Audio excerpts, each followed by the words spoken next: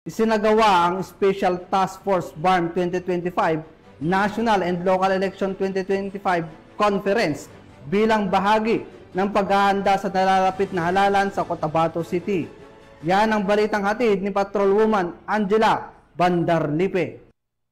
Matagumpay na isinagawa ang Special Task Force BARM 2025 Conference kaugnay sa nalalapit na National and Local Election 2025 sa Cotabato City Police Office nito lamang 8 ng Abril taong kasalukuyan.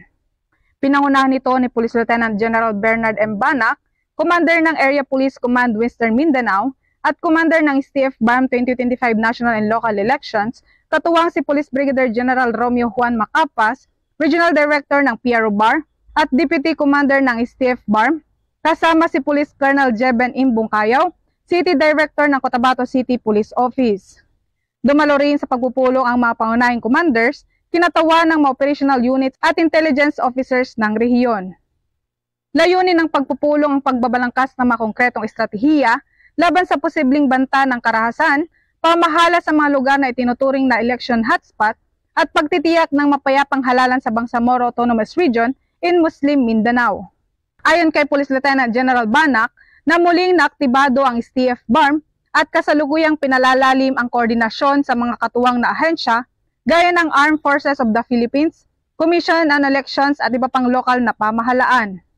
Nakatuon ang task force sa pinalakas na intelligence monitoring, target operations at community-based interventions upang matugunan ang mga posibleng hamon sa halalan.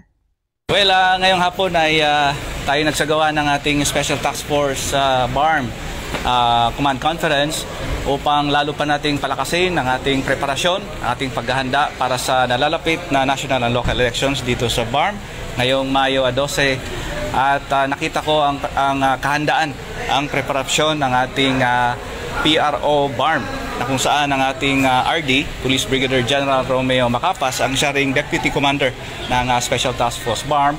And I'm very satisfied with the security preparations, pero hindi tayo kailangan magkumpiyansa. Kailangan paigtingin pa natin lalo ang ating paghahanda para maipakita natin sa ating mga kababayan dito sa Bangsamoro Region na payapa, tahimik, kaya nating gawin ang eleksyon dito nang walang anumang pangyayari. Ano po yung mga... Ang nasabing pagpupulong ay isang mahalagang hakbang ng PNP sa pagpapatibay ng seguridad at integridad ng halalan sa rehiyon, kasabay ng panawagan para sa kooperasyon ng bawat mamamayan tungo sa isang mapayapa, ligtas at tapat na halalan.